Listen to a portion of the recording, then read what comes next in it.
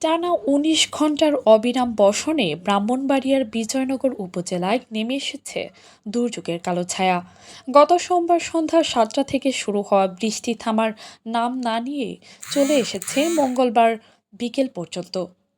ফলে উপজেলার বিভিন্ন এলাকা জলমগ্ন হয়ে পড়েছে, অচল হয়ে পড়েছে সড়ক যোগাযোগ এবং জনজীবন।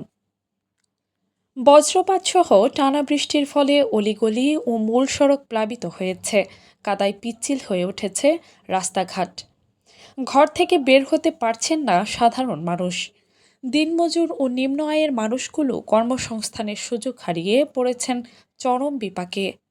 মসজিদে নামাজ আদায়, মাদ্রাসা ও বিদ্যালয়গামী শিক্ষার্থীদের যাতায়াত এবং রোগীদের হাসপাতালে পৌঁছানো সবকিছুই ব্যাহত হচ্ছে।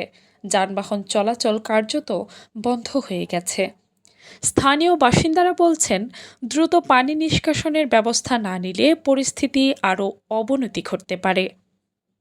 কাজী উপমা মিম, দৈনিক খোলা চোখ।